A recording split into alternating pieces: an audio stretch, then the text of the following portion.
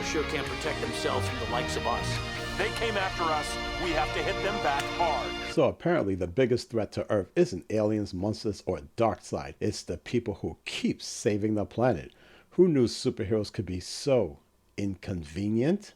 Welcome to Justice League Unlimited's Cadmus Saga, the story of what happens when humans get scared of gods and clones start showing up in your family photo album. Cadmus, the government's idea of just in case, was basically, let's build an army to neutralize our own heroes just in case they go full villain mode. Spanning over a dozen episodes across 2 seasons, the Cadmus arc isn't just a superhero slugfest.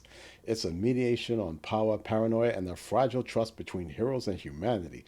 In honor of Dwayne McDuffie's birthday, we're diving deep into this appreciated gem of the DC animated universe, unpacking its plot, characters, and timeless themes. If you've ever wondered why the League's biggest foe wasn't an alien warlord or a mad scientist, but Uncle Sam himself, get ready. To understand Cadmus, you first have to rewind through the DCAU's Hall of Traumas. It starts with Superman's abduction and brainwashing by Darkseid in Legacy, where the Man of Steel is turned against Earth, leaving governments worldwide questioning if their greatest asset could become their greatest doom. Then comes the Justice Lords in A Better World, an alternate league who, after Lex Luthor executes the Flash, snaps. Superman assassinates Luthor, and the Lords impose a brutal peace on their world. They invade our Earth, forcing our heroes to ally with Luthor to stop them. The invasion fails, of course, but the footage of Superman blasting down the president, it leaks, and paranoia festers. Enter Amanda Waller, a no-nonsense director of the United States government covert arms. In the wake of the Thanagarian Hawk invasion and the Watchtower's devastating nanobot cannon, revealed in Dark Heart, Waller greenlights Project Cadmus, named after the mythical king who cloned his son to cheat death. Cadmus is a black-budget nightmare factory, cloning unstable superhumans, engineering doomsday weapons, and deploying Black Ops Squad, all encounter a Justice League that might one day go rogue. Funded secretly by none other than Lex Luthor himself, who plays the long game. LexCorp technology. Then Luthor... Which anyone could have gotten their hands on. You know it was him. I'm not entirely convinced. He's the most arrogant human being on the planet. He wants us to know. Maybe. Maybe? Cadmus embodies the ultimate what if. What if the League becomes the Justice Lords? Better to build countermeasures now while you can.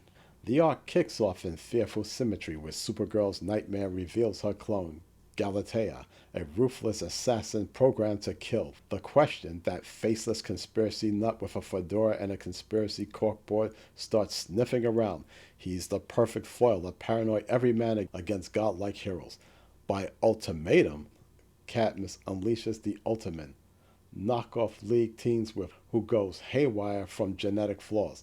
Waller swoops in, reclaiming their property and dropping a bombshell that she knows Batman's identity. Safeties. Mine are bigger than yours. That's a national security matter. And if I were you, I wouldn't probe the situation too closely. Rich boy. And so the gloves are off. As the saga builds, Cadmus doesn't just lurk in shadows, it strikes.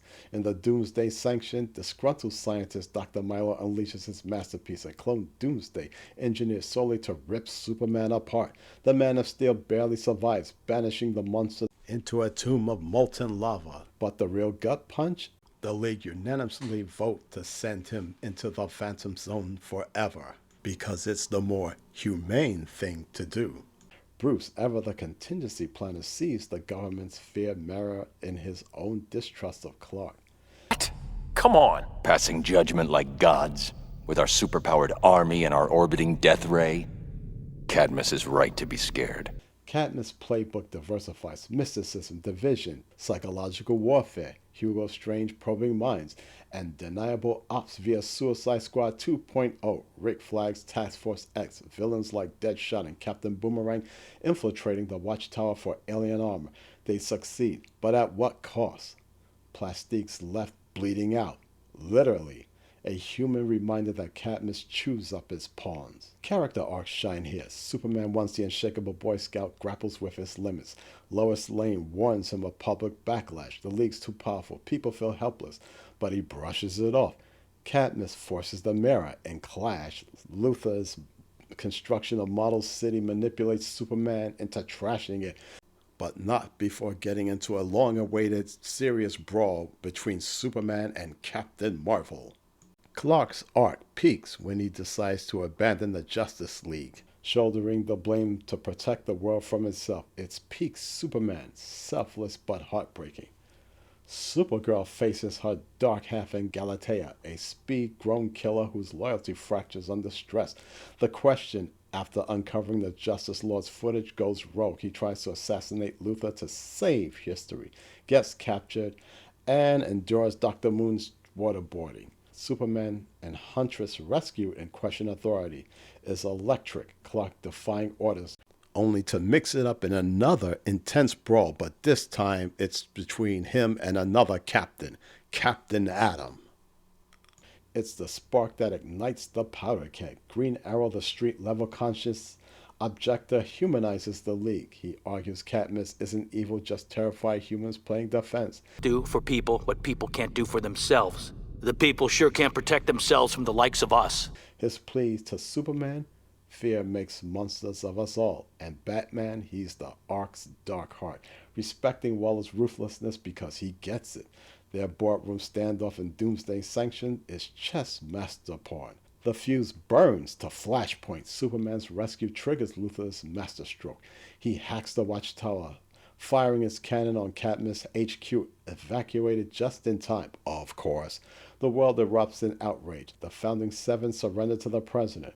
Well, actually, 6. I'm sending first. We should all go over together. This is the single dumbest plan I've ever heard. If you're feeling guilty, clear your own name. Don't stand on the sidelines waiting for somebody else to do it. You have to come with us, Bruce. I don't have to do anything. I'm a part. Waller, played masterfully by CCH Pounder. Remember her from the S.H.I.E.L.D. series? Unleashes hell. Galatea and the Ultimen storm the Watchtower in panic in the sky. Cadmus cadets, brainwashed kids, charged into the fray. It's chaos. Steel tag teaming Galatea with Kara. But Batman unmasked the puppet master. Luthor's body ruptures, birthing Brainiac, a merger from seasons ago amplified by Cadmus, nanites, and the Dark Heart. In Divided We Fall, the hybrid spawns Justice Lord doppelgangers, forcing each hero to battle their evil twin. Superman vs. Killer Clark is visual poetry. The League falls, broken. Enter the Scarlet Speedster, the Flash, Barry Allen's heir. The team's beating heart vibrates free laps the planet in a speed force blur and phases through Luthor Brainiac, scattering their atoms. Wally's quips as the League yanks him from the void. Waller stands down, exposing Luthor. Cadmus disbands, his tech classified but echoes linger. Ealing blocks the serum, becoming the monstrous General Immortus. Waller, she evolves, becoming a reluctant League ally. Her final confession and epilogue revealing Cadmus' hand in Batman Beyond's origin, a clone Batman legacy. At its core, Cadmus is a thesis on duality. Government paranoia isn't cartoon villainy. It's rooted in real fears. The Justice Lord's tyranny, Superman's dark side puppetry. Waller isn't wrong. The League is a nation unto itself, with a space laser and no oversight. Yet Cadmus' solutions birth horrors, unstable clones like the Ultimen, whose character traits are reminiscent from the replicants of Blade Runner, faced with a limited lifespan. Doomsday, a suicide bomber in flesh. Galatea, a daughter twisted into a weapon. Cloning ethics scream through every vat. Playing God for security erodes the soul. Power's balance is the saga's tightrope. Who checks the checkers? The League debates it fiercely. Superman pushes restraint, haunted by what if I snap? Green Arrow humanizes the enemy. The Question exposes truth that burn. The way McDuffie's writing, sharp, layered, deconstructs heroism without cynicism. It's no accident the arc ends with Clark and Lois at the Daily Planet typing the next story. Heroes aren't above scrutiny. They're part of the mess. And Luthor, he's the chaos agent whispering doubts to turn allies feral. Overall, the Cadmus Saga isn't just Justice League Unlimited's peak. It's DCAU's philosophical capstone. Bridging Batman the Animated Series to beyond, it influenced comics echoed in Identity Crisis, Infinite Crisis, and modern shows like Young Justice. In 2026, with AI ethics and super surveillance debates, its warnings hit harder. Unchecked power corrupts, but fear-monger solutions corrupt faster. Project Cadmus reminds us that true heroism isn't invincibility, it's accountability. The Justice League saves the world not despite its flaws, but because of them. In a universe of gods and monsters, the real threat is the mirror. Watch it, debate it, and ask yourself, if you had the power, would you trust yourself? Thanks for joining this deep dive. If Cadmus has you rethinking the League, drop your favorite moment below. Mine's, of course, is the fight between Superman and Captain Marvel. Like, share, subscribe, hype, and I'll see you for more animated epics.